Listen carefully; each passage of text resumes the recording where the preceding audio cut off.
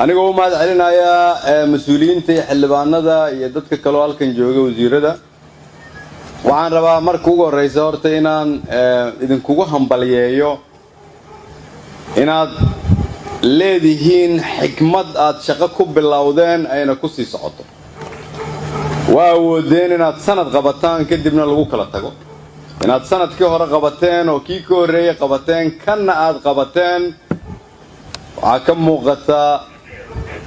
in waxaad qabanaysaan ay dhab idinka tahay waan idinkugu hambalyeenayo in dhalinyaro badan gabdho iyo wiilal magaalada muqdisho iyo dalka ka kala yimid ay isugu yimaadeen oo boqolaal ah si ay uga qayb qaataan caawana la soo xiraayo shirweynahan qaran saacado badanna halkan ay fadhiyeen iyagoo daalan oo man gaajaysan waxay tusinaysaa in raashinkooda iyo biyahooda ay ahaayeen inay fahmaan macnaha ay leedahay hoggaan iyo hal abuur idinkuna waa ku mahadsantihiin dowladnimadu macnaheedu waxa ay tahay inaad og tahay waxa aad rabto meesha aad u socoto sida aad ku tegi lahayd daacad ay kaa tahay aad u soo kacdo waqti aad geliso waxaan rabaa marka dhallinyaroy dalkan hadda aan joogno xoogga uu haysto waa idinka maskaxda uu haysto waa idinka dhaqaalaha uu haysto waa idinka waxa uu ku faanayo ama cidda uu la tartamayo oo raba adduunyada inuu la tartamo waa idinka idinkuna waxaa laga yaabaa weli dhaqankiinnu inuu ku mashquulsan yahay maanta facebookga maxaa lagu soo qoray siyaasi hebel muxuu yidhi qabiil hebelaa qabiil hebel ku duulay qarnigii 21aad ayaa lagu jiraa qarnigii waxaa lagu jiraa aadan noolaan karin haddii aadan aqoon lahayn aad u baahan tahay si aad u noolaato inaad xirfad leedahay si aqoonta dadka Soomaaliyeed loo dhiso aan ula tartanno bulshada adduunka waa inaan leenahay iskuulo iyo jaamacado soo saara dad Soomaaliyeed oo aan ahayn iskuulo iyo jaamacado laga soo baxo laakiin kuwa ka soo baxa ay la cilmiyiin ama ka cilmi badan yihiin kuwa Kenya ama Jarmalka ama Faransiiska ka soo baxa macnaheedu waxay tahay inaan waddankeena ka shaqeyno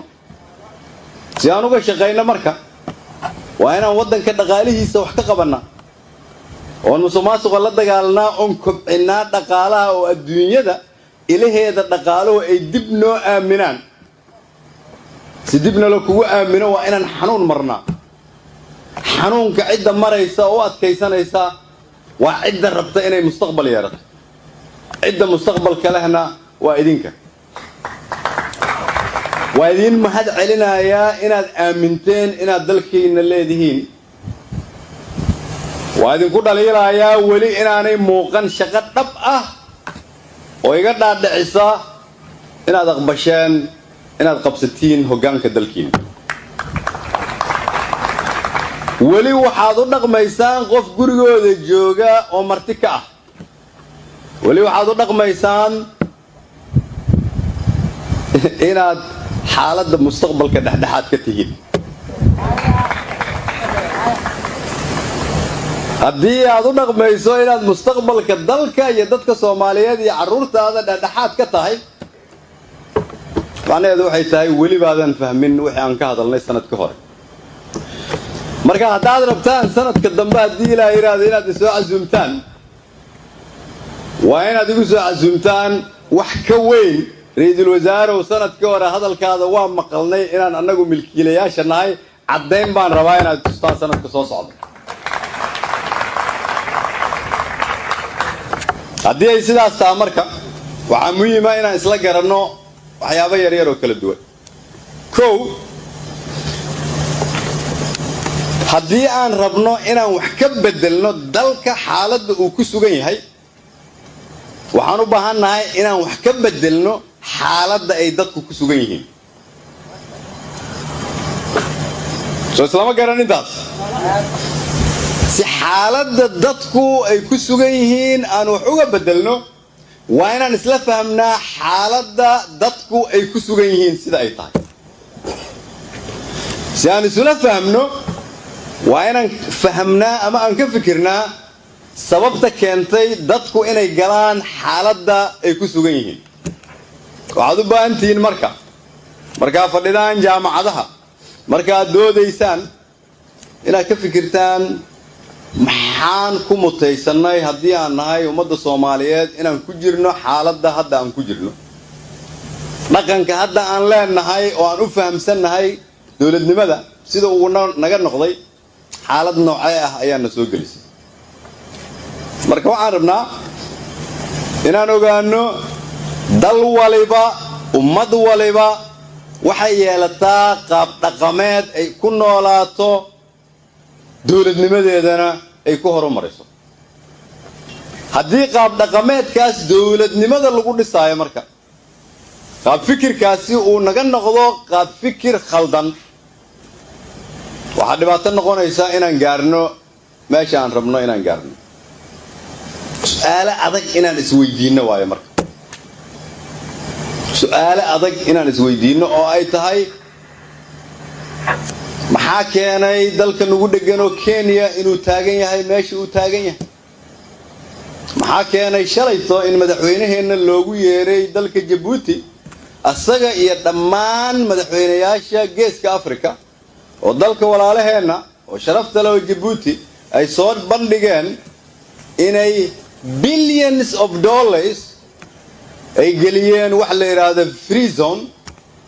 oo ay rabeen inay tusaan madaxweynayaasha Afrika oo Paul Kagame ugu horeeyay madaxweynaheena uu ku jiray madaxweynaha Suudaan uu ku jiray wasaaraha Itoobiya ku jiray maxaa keenay in dalalka deriskeena ay cilmi dhoofinayaan ma aha badeeco inay dadkooda intay wax baraan ay dunida u dhoofinayaan maxaa keena arday walba ay soo saaraan inuu kuweena ka quality badan yahay shaqaalaha ay haystaan inay kuweena dhaamaan dhaqaalahoodu ay ku kunjibaarmaan ama ku balaayin jibaarmaan iyadoo xoolaha ay haystaan annaga kuwa aan haysan ay ka yar yihiin maxaa keenay in qof walba dawladaha dariska markuu diyaarad raaco oo dunida tagaayo loola dhaqmo si idinka duwan oo idinka sida leeyna dhaqmo annaga sida noola dhaqmo ay ka duwan tahay kuwa kale maxaa keenay in dhalinyaradeenu ay doomaha raacaan ay badda ku dhacaan ama aan ka soo daldalno jeelash in laga soo celiyo kuwooduna aanay meel aadin intooda badan ay joogaan وسؤالها للربين ليس ويدي حالة عن إذن شيء جاي أو أتربطان إن هذا سويديسان هذا ربطان كوي مستقبل كدل كان حكومي لها إن هذا سويديسان ويمودل كجوديسة محاكيني إن عند الحاد كنا هاي مستقبل كومد الصومالية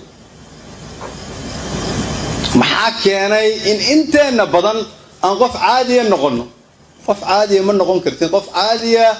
وحن نقول كرا قف دلكي سهر عمري قف عادية وعي تاي قف صبح سوكع سوشة قيس الساحة يا تكوها لينا يصدلك أنتي سكلا هذا قف عادية نقول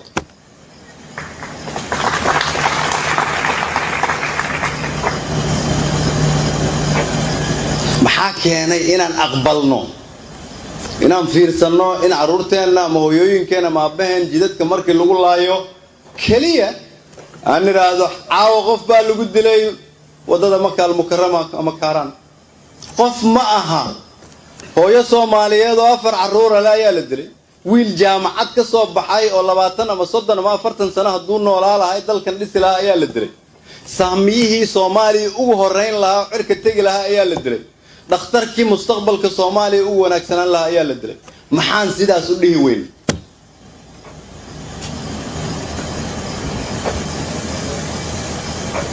معانا أقبلنا مركان وجدنا دول النمذجنا والطريق الصحة هتكسر عطو غير إني كل حنيسو معانا أقبلنا إذن كنا تهين قلاد الله استعمال لها إني اللي حسو إذنكو intaad ahaan lahaydeen milkiilayaashii qaranka maalinba waxaa la idin keenaa shay laga hadlo shaygaasaad wax ku darsataan waxaad qayb ka noqoteen dhaqanka fadhi ku dirirka oo aan ahayn dhaqanka shaqeeya waxaad qayb ka tihiin dhaqankii la soo dhaafay oo la rabo in la bedelo dawladnimadu waxay tahay waxaanaad soo bandhigteen inaad ka dhabaysaan dawladnimadu waxay tahay su'aalaha aad adagoon isweydiinayno inaad ka jawaabtaan dawladnimadu waxay tahay gudoomiye ku-xigeenku sida uu sheegay waxaan la dhisay idinkaa la idiin dhisay aniga iyo isaga iyo Khadiijo waan ka soconnaa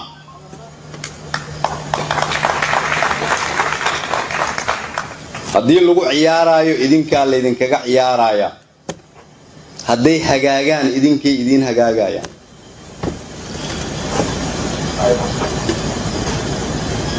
hadafka dawladnimada marka haddii aad ka shaqaynaysaan waa la idin tilmaamaya waa fudud yahay kow waxay tahay in cidda milkiilayaasha dalka ka ah codkooda taladooda ay noqoto mid lagu khasban yahay in la dhageysto si loo dhageysto waa in milkiilayaashu ay fahmaan marka hore inay milkiilayaal yihiin markay fahmaan kadibna sida ay lahaanshaha uga dhabayn lahaayeen inay fahmaan macnaheedu waxay tahay waa inaad u abaabulan tihiin si qarannimo ah waa inaad u abaabulan tihiin si mustaqbalka ku salaysan waa inaad u abaabulan tihiin si aad madaxweyne farmaajo u dhihi kartaan dariiqa dalka aad ku hogaaminayso waa khalada bidix u leexi waa inaad abaabulan tihiin qaab aad wasiirada dawladda ku jira aad ula xisaabtami kartaan si halkaas la soo gaaro marka waxaan idinku caawinaynaa inaan waddankan u bedelno in qabiilka looga guuro asxaab siyaasadeed in xisbiye la sameeyo in sharci doorasho la sameeyo oo codka idinku aad dhiibataan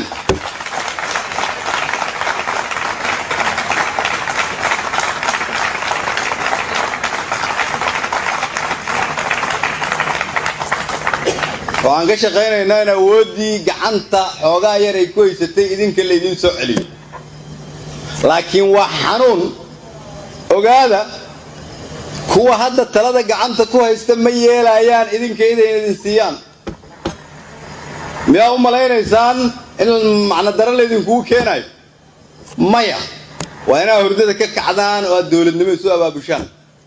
muxuu idinkaga dhintay allah u naxariistee wiilka dhalinyarada ee degmada Wardhigley u qiiminayay dadka masaakiinta Afrika haddii aadan qiimeynaynin noloshiina maxaa dhalinyaro ka tihiin haddii wiilasha dhalinyarada Soomaaliyeed oo maalinba la dilaayo iyagoo dawladnimo u adeegaya aad ka soo qaadaan qof dhintay aadan u la xisaabtamaynin haliyay idinka baxay sidee baad rabtaan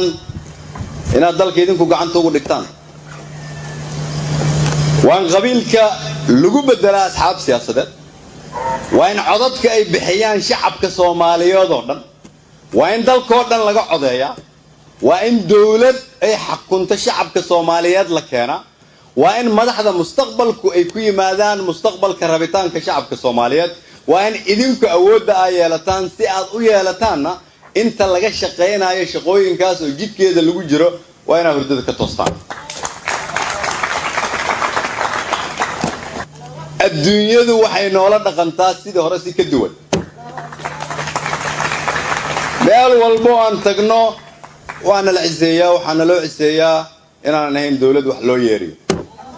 nalooma sheego go'aanka ummadda Soomaaliyeed aan u gaarayna annagaa go'aansana go'aankaan ummadda Soomaaliyeed u gaarayna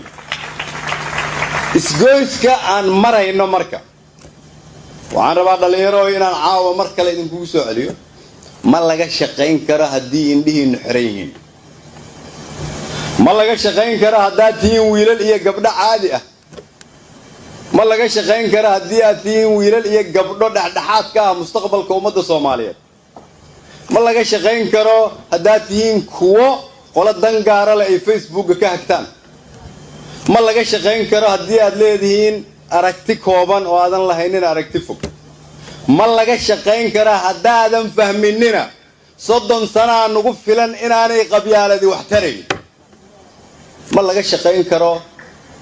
haddii aadan idinku noqonin halyeeyada mustaqbalka ummadda Soomaaliyeed aniga u mahad celinayaa mas'uuliyiinta xildhibaanada iyo dadka kale oo halkan jooga wasiirada waxaan rabaa marka ugu horeysa horta inaan idinkugu hambalyeeyo inaad leedihiin xikmad aad shaqo ku bilowdeen ayna ku sii socoto waa awoodeen inaad sanad qabataan kadibna lagu kala tago inaad sanadkii hore qabateen oo kii ka horreeyay qabateen kanna aad qabateen waxaa ka muuqata in waxaad qabanaysaan ay dhab idinka tahay waan idinkugu hambalyeenayaa in dhalinyaro badan gabdho iyo wiilal magaalada Muqdisho iyo dalka ka kala yimid ay isugu yimaadeen oo boqolaal ah si ay uga qayb qaataan caawana la soo xiraayo shirweynahan qaran saacado badanna halkan ay fadhiyeen iyagoo daalan oo man gaajaysan waxay tusinaysaa in raashinkooda iyo biyahooda ay ahaayeen inay fahmaan macnaha ay leedahay hoggaan iyo hal abuur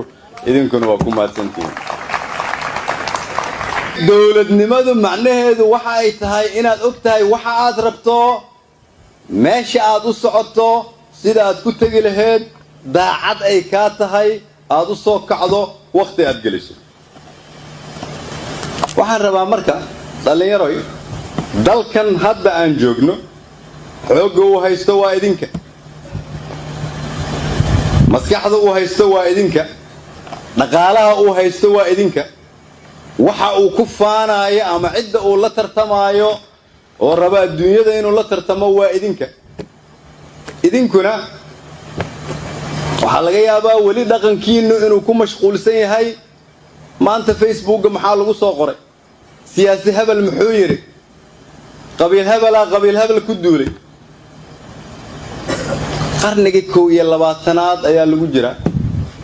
qarnigii waxa lagu jiraa aadan noolaan karin haddii aadan aqoon lahayn aad u baahan tahay si aad u noolaato inaad xirfad leedahay si aqoonta dadka Soomaaliyeed loo dhiso aan ula tartanno bulshada adduunka waa inaan leenahay iskuulo iyo jaamacado soo saara dad Soomaaliyeed oo aan ahayn iskuulo iyo jaamacado laga soo baxo laakiin kuwa ka soo baxa ay la cilmiyiin ama ka cilmi badan yihiin kuwa Kenya ama Jarmalka ama Faransiiska ka soo baxa macnaheedu waxay tahay inaan wadankeena ka shaqeyno si aan uga shaqeyno marka waa inaan wadanka dhaqaalihiisa wax ka qabanaa oo musuqmaasuqa la dagaalnaa oo kobcinaa dhaqaalaha oo adduunyada ilaheeda dhaqaaluhu ay dib noo aaminaan si dibna la kugu aamino waa inaan xanuun marnaa xanuunka cidda maraysa oo adkaysanaysa waa cidda rabta inay mustaqbal yeelato cidda mustaqbalka lehna waa idinka waa idin mahad celinayaa inaad aaminteen inaad dalkiina leedihiin waa idinku dhaliilayaa weli inaanay muuqan shaqo dhab ah oo iga dhaadhicisa inaad aqbasheen inaad qabsatiin hoggaanka dalkiina weli waxaad u dhaqmaysaan qof gurigooda jooga oo marti ka ah weli waxaad u dhaqmaysaan inaad xaaladda mustaqbalka dhexdhexaad ka tihiin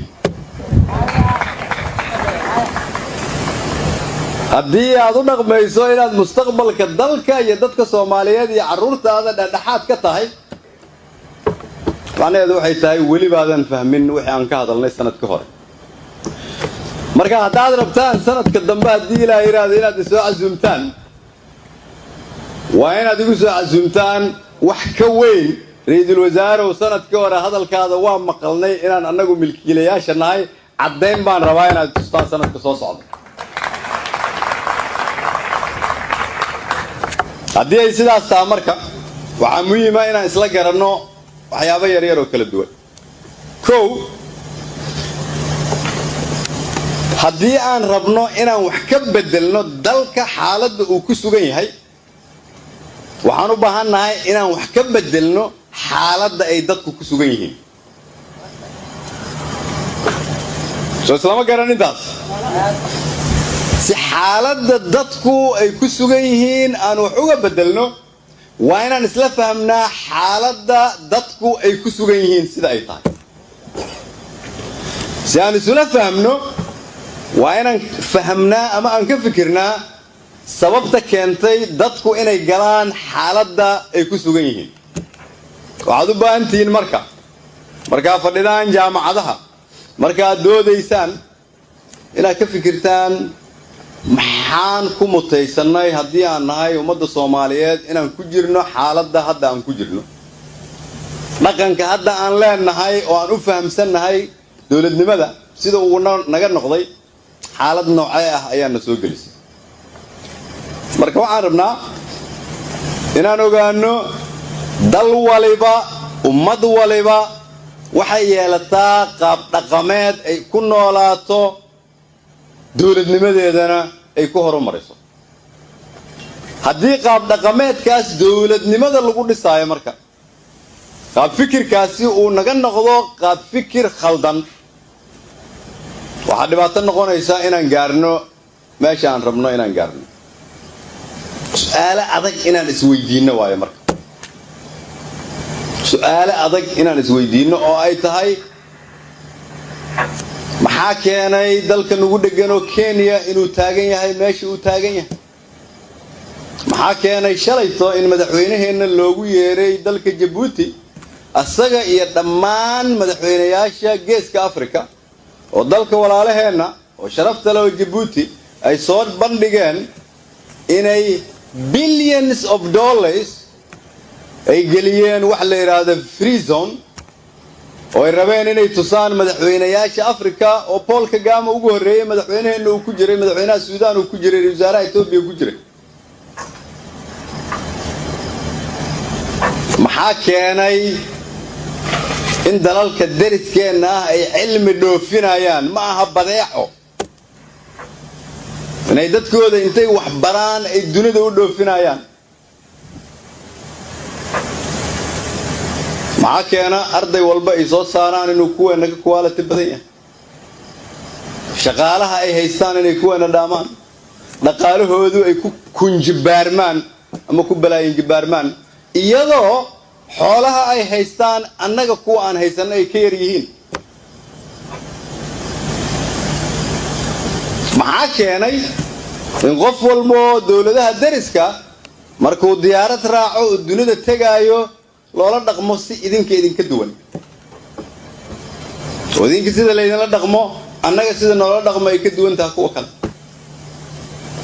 maxaa keenay in dhalinyaradeenu ay doomaha raacaan ay badda ku dhacaan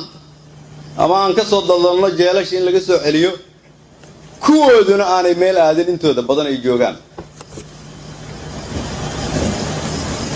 su'aalaha la rabo in la isweydiiyo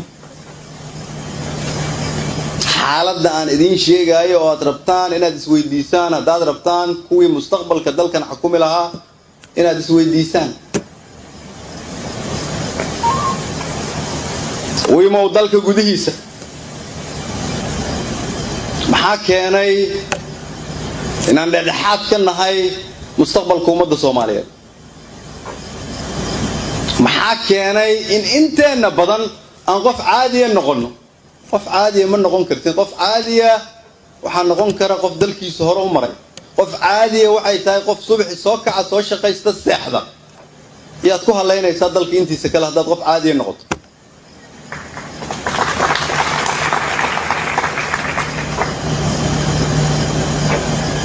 maxaa keenay inaan aqbalno inaan fiirsano in caruurteena ama hooyooyinkeena ama aabaheen jidadka markii lagu laayo kaliya aan niraahdo caawa qof baa lagu dilay wadada Makal Mukarrama ama Kaaraan qof ma aha hooyo Soomaaliyeed oo 4 caruur ayaa la dilay wiil jaamacad ka soo baxay oo 20 ama 30 ama 40 sano haduu noolaa lahay dalkan dhisi lahaa ayaa la dilay saamiyihii Soomaaliya ugu horeyn lahaa cirka tagi lahaa ayaa la dilay dhakhtarkii mustaqbalka Soomaaliya ugu wanaagsanaan lahaa ayaa la dilay maxaan sidaas u dhihi weyn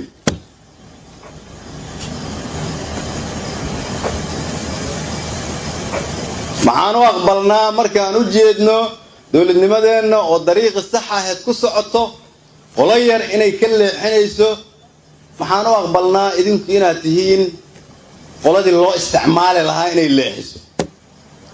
idinku intaad ahaan lahaydeen milkiilayaashii qaranka maalinba waxaa la idin keenaa shay laga hadlo shaygaasaad wax ku darsataan waxaad qayb ka noqoteen dhaqanka fadhi ku dirirka oo aan ahayn dhaqanka shaqeeya waxaad qayb ka tihiin dhaqankii la soo dhaafay oo la rabo in la bedelo dowladnimadu waxay tahay waxaanaad soo bandhigteen inaad ka dhabaysaan dowladnimadu waxay tahay su'aalaha aad adagoon isweydiinayno inaad ka jawaabtaan dowladnimadu waxay tahay gudoomiye ku-xigeenku sida uu sheegay waxaan la dhisay idinkaa la idiin dhisay aniga iyo isaga iyo Khadiijo waan ka soconnaa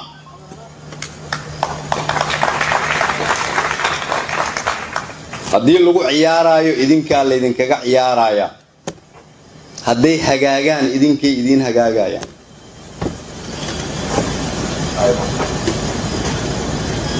hadafka dowladnimada marka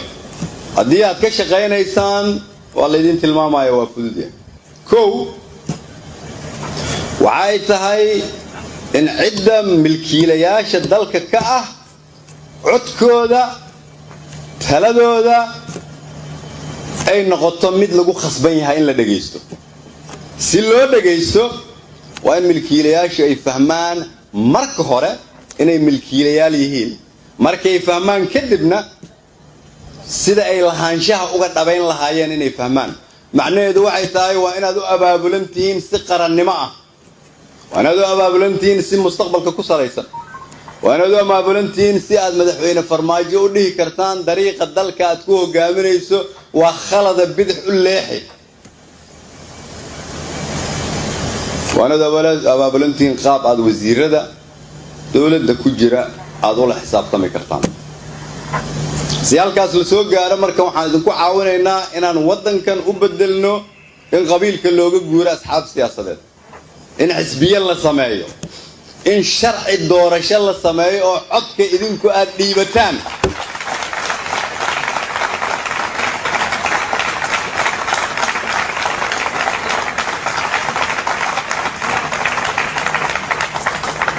waxaan ka shaqaynaynaa in awooddii gacanta xoogaa yar ay ku haysatay idinka la idin soo celiyo laakiin waa xanuun ogaada kuwa hadda talada gacanta ku haysta ma yeelayaan idinka idin idin siiyaan miyaa u malaynaysaan in macna daro la idinkugu keenayo maya waa inaad hurdada ka kacdaan oo aad dowladnimo isu abaabushaan muxuu idinkaga dhintay allah u naxariistee wiilka dhalinyarada ee degmada Wardhigley u qaybinayay dadka masaakiinta Afrika haddii aadan qiimeynaynin noloshiina maxaa dhalinyaro ka tihiin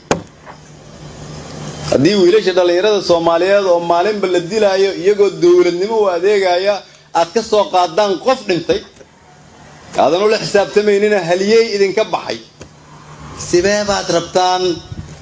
inaad dalka idinku gacanta ugu dhigtaan waan qabiilka lagu bedelaa asxaab siyaasadeed waa in codadka ay bixiyaan shacabka Soomaaliyeed oo dhan waa in dalkoo dhan laga codeeyaa waa in dawlad ay xakunto shacabka Soomaaliyeed la keenaa waa in madaxda mustaqbalku ay ku yimaadaan mustaqbalka rabitaanka shacabka Soomaaliyeed waa in idinku awoodda ay yeelataan si aad u yeelataanna inta laga shaqeynayo shaqooyinkaas oo jidkeeda lagu jiro waa inaad hurdada ka toostaan adduunyadu waxay noola dhaqantaa sidii hore si ka duwan meel walbo aan tagno waana la ciseeyaa waxaana loo ciseeyaa inaan ahayn dawlad wax loo yeeriyo nalooma sheego go'aanka ummadda Soomaaliyeed aan u gaarayna annagaa go'aansana go'aankaan ummadda Soomaaliyeed u gaarayna isgoyska aan marayno marka waxaan rabaa dhalinyaro inaan caawa mar kale idinku soo celiyo ma laga shaqayn karo haddii indhihiinu xiran yihiin ma laga shaqayn karo haddaad tihiin wiilal iyo gabdho caadi ah ma laga shaqayn karo haddii aad tihiin wiilal iyo gabdho dhexdhexaad ka ah mustaqbalka ummadda Soomaaliyeed ma laga shaqayn karo haddaad tihiin kuwo qola dan gaara leh ay facebooka ka hagtaan ma laga shaqayn karo haddii aad leedihiin aragti kooban